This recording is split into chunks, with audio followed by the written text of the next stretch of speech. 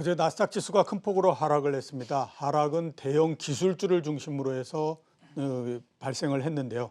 이에 따라서 그동안 미국 대형 기술주가 상승하는 데 편승해서 올랐던 우리 성장주에 대한 우려도 높아지고 있는 상태입니다. 그 성장주 중에는 배터리 기업도 포함이 되어 있습니다. 그래서 오늘은 급변하고 있는 미국 시장과 국내 배터리 산업에 대해서 알아보는 시간을 갖도록 하겠습니다. 이재준 CNP 미디어 대표 나오셨습니다. 예, 안녕하십니까? 안녕하세요. 예. 자, 오늘은 아마 모든 증권 프로의 글쎄요, 오전까지는 아마 그럴 걸로 생각이 되는데 첫 질문은 이거지 않을까라는 생각이 듭니다. 어제 미국 시장이 나스닥을 중심으로 해서 큰 폭으로 하락했습니다. 나스닥 지수 같은 경우가 사흘 동안에 걸쳐서 한 10% 이제 떨어졌거든요. 자, 이게 그 하락의 원인도 궁금할 뿐만 아니라 이게 앞으로 이제 미국 시장이 정말 끝난 건가 하는 것에 대한 우려도 상당히 지금 제기되고 있는 상태인데요.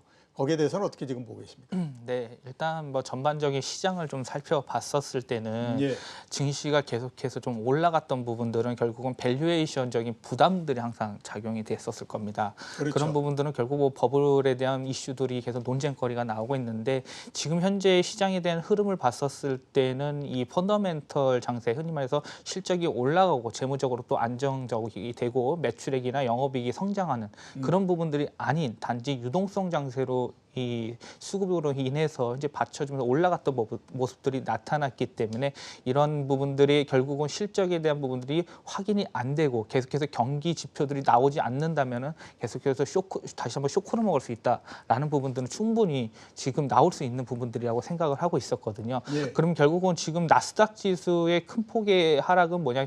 결국 대형 기술주들이 많이 포진이 되어 있는데 대형 기술주들에 대한 밸류는 항상 고퍼를 받고 있다라는 부분들. 예. 결국은 이 해소에 대한 부분들이 좀 나올 수 있다라는 그런 부분들은 테슬라가 최근에 6조 원 가량의 또 유상증자, 두 번째 유상증자를 했죠. 그렇죠. 결국은 이 운영 자금에 대한 부분들도 마련하기 위한 것들이라고 생각을 하고 있고, 뭐 영업이익 같은 경우에는 전반적으로 봤었을 때 연말 이제 회계 결산으로 봤었을 때 이익 자체가 한 1조 3천억 정도밖에 안 나오거든요. 근데 예. 현재 밸류는 350조 정도가 됩니다. 그런 부분들에 대한 것을 봤었을 때는 앞으로에 대한 밸류에이션을 조금 해소할 수 있는 부분들이 상당 부분 또 지연될 수 있다라는 부분들이 좀 디스카운트 요소가 될 수 있었을 것 같고요. 예. 그 다음에 그 애플도 그렇고 뭐 테슬라도 그렇고 액면 분할을 했죠. 액면 분할 자체는 보면은 일단 주식수를 늘리는 것뿐이지 기업에 대한 가치는 변화가 있는 건 아닙니다. 그렇죠. 예, 예. 그런 부분들도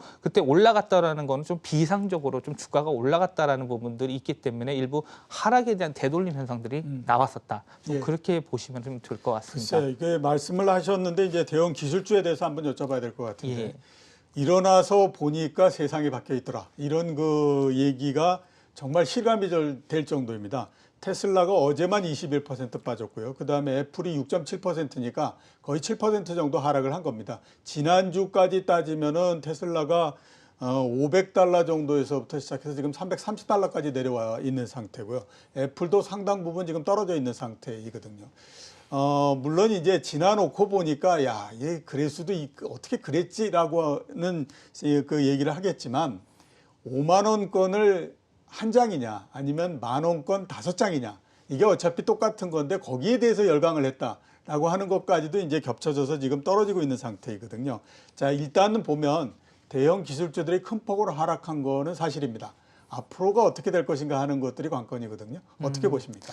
일단 대형 기술주에 대한 부분, 그래서 우리가 많이 봐야 될 종목들이 결국은 포진되는 게 인터넷 기업들도 있을 예, 거고요. 그렇죠. 그다음에 OTT 기업들, 그다음에 제조업 기반의 뭐 2차 전지, 배터리, 전기차 기업들 있고, 뭐 스마트폰 관련 기업이 이제 시가총액 상위 종목들로 좀 보시면 될 것 같는데 그 기업들이 결국은 이 나스닥 지수의 방향성을 잡아간다라고 예. 봤을 때는 1차적으로 봤었을 때는 저는 이 애플에 대한 부분들은 조금 부정보다는 긍정에 좀 포커스를 좀 더 두고 싶습니다. 예.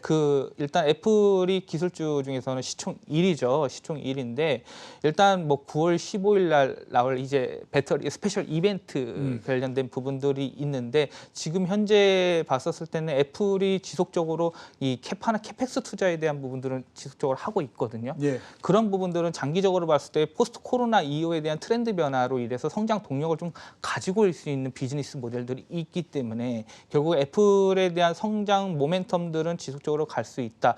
다만 나중에 가서 이런 부분들이 실제적으로 데이터들이 확인할 때까지는 좀 다소 시간이 있지만 성장 동력 잠재력을 충분히 가지고 있기 때문에 결국 기술주에서 애플이 큰 폭의 하락이 나타나지 않을 것으로 보고 있어서 이 나스닥 지수의 단기적으로 봤었을 때에 대한 가격 조정이 발생하는 부분들만 좀 발생이 있을 것 같다라고 생각을 하고 있고요.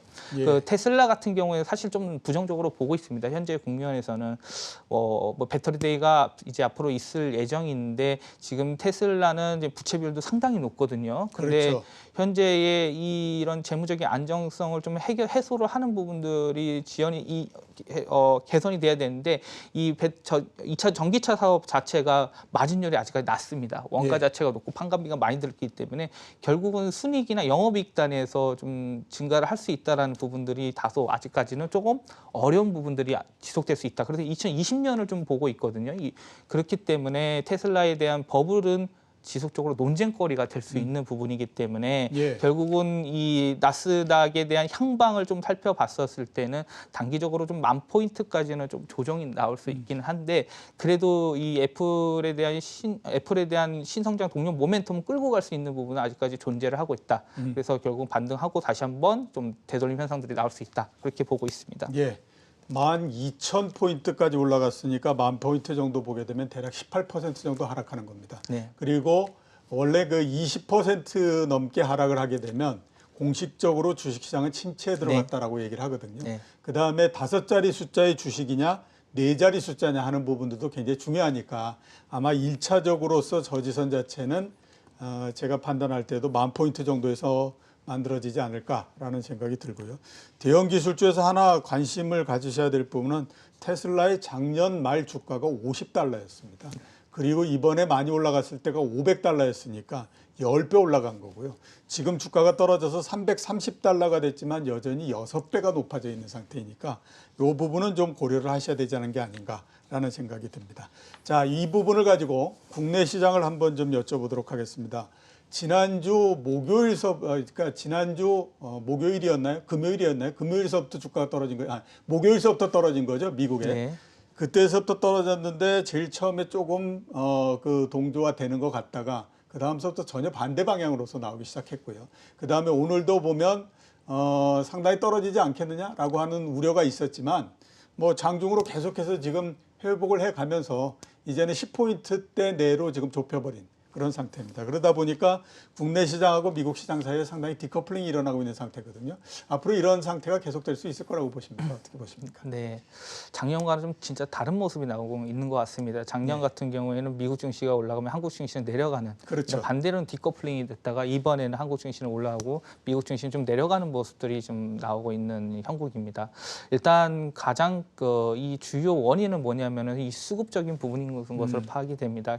이 개인 투자자들의 이 자금 자체가 많이 늘어났기 때문에 증권 시장에 대한 좀 활성화 정책들이 정부 정책에서 나오고 있고 공매도 기간을 뭐 6개월 연장한다라든지 이 펀드 자체의 이 4차 산업 펀드나 이런 지금 뉴딜 관련된 이 펀드들 지수들 나오면서 좀 계속해서 성장성이 있는 산업들의 그 유동성을 공급하는 수급을 공급하는 부분들이 결국은 이 코스닥 종목, 코스닥 지수들의 상대적인 좀 방어를 하고 있는 모습들이 나타나고 있습니다. 일가에는 뭐 부동산 개미들이 생겼고요. 부동산 자금이 주식 자금으로 옮겨가는 현상, 그리고 카지노겜이라고 카지노 하시는 분들도 주식 시장으로 옮겨가는 현상들, 이런 개미들이 이제 신조어들이 지금 나오고 있는데 결국은 그런 부분들이 고객 예탁금 증가로 인해서 지금 현재는 개인들이 계속 증시를 올려주고 받쳐주고 있는 모습들이 나타나고 있다라고 예. 생각을 하고 있습니다. 다만 제가 좀 걱정되는 부분은 그래도 증시는 항상 밸류적인 부분을 저는 우선시하다고 생각을 하거든요.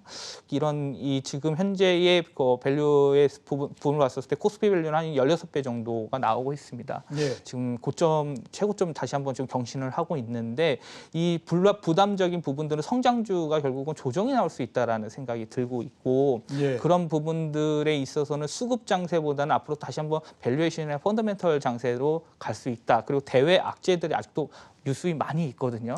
그런 부분들을 봤었을 때는 지금 섣불리 이 지수나 봤었을 때 더 상방으로 가고 본다. 그런 부분 좀 어렵게 좀 생각을 하고 있고요. 예. 다만 이 유동성 이 밑에서 이제 받쳐주는 공급 물량은 있기 때문에 하방에 대한 지지, 과거처럼 이 40%, 50% 이상 지수가 크게 떨어지는 그런 쇼크는 나타나지 않을 것으로 좀 보고 있습니다. 밑으로 내려가는 거는 한계가 있기는 하지만 지금 뭐 미국 시장도 안 좋고 주변 상황이 안 좋은 상태에서 굳이 여기에서 서둘러가면서 매수를 하고 할 필요는 없겠다. 네, 이렇게 이제 말씀을 해주셨고요. 자, 배터리 산업 쪽으로 한번 넘어가서 여쭤보도록 하겠습니다. 나스닥 주가가 떨어지다 보니까 당연히 이제 우리나라 같은 경우에도 그동안 나스닥 주가가 상승하는데 상당히 편승해서 올라갔던 이 주식들이 성장주였었기 때문에 그리고 그 성장주 내에 배터리도 또 포함이 돼 있는 형태이기 때문에 과연 이제 배터리 그 기업들 그다음에 주식들이 어떻게 될 것인가, 그다음에 이제 또 나스닥의 영향을 얼마나 받을 것인가 하는 것들에 대해서 상당히 관심이 모아질 수밖에 없는 상태이거든요. 여기에 대해서는 어떻게 지금 보고 계십니까? 네, 배터리 산업이 제가 처음부터 리서치를 했었을 때가 2015년 9월 폭스바겐 예. 배기가스 사태였습니다. 예. 그때부터 이 내연 기관보다는 친환경 차에 대한 부분들이 주목해야 될 필요가 있다라고 생각을 하면서 이제 막 성장 초입, 이 산업 사이클상 이제 성장 초입이지만 이 계속해서 이 수익적인 부분보다는 매출 확대에 대한 외형 성장에 대한 부분들을 좀 포커스를 보면서 나중에는 수익성이 정상화될 수 있다라는 부분으로 이 인사이트를 좀 잡았었거든요. 예. 그때는.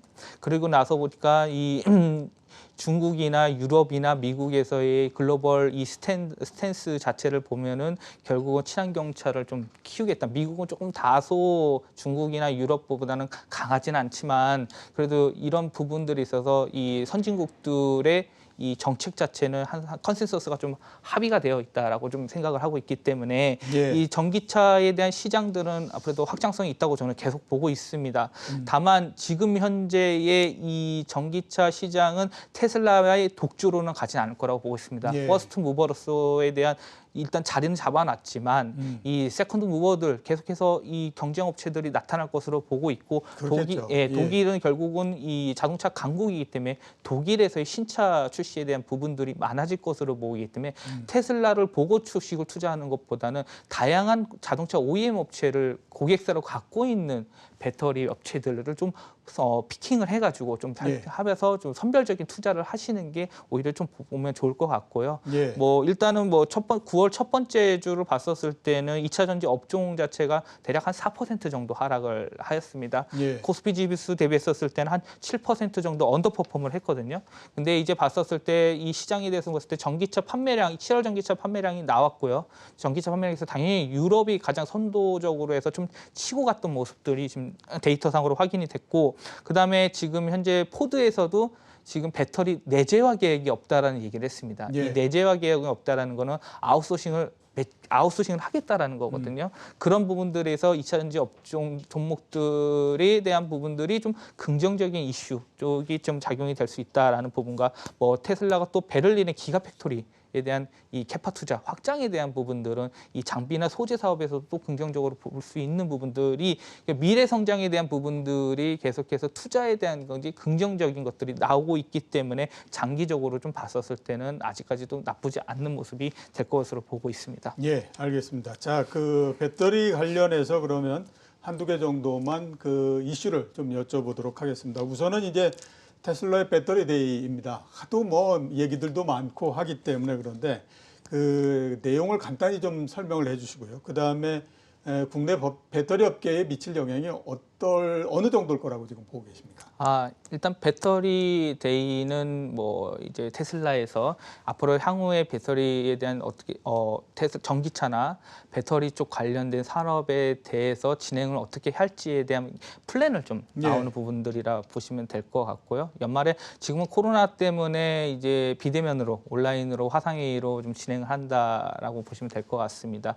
그리고 우리가 이 배터리 데이에서 확인해야 될 부분들은 아마도 테슬라의 제조 원가를 좀 원가 관리를 좀 하려고 하는 부분들이 나타날 수 있을 것 같고요. 두 번째는 주행거리 개선입니다. 주행거리 개선. 그렇죠. 그렇죠. 그게 굉장히 중요한 부분입니다. 그런데 이 원가 절감과 주행거리 개선은 상관관계가 서로 반대적인 부분들이 있거든요.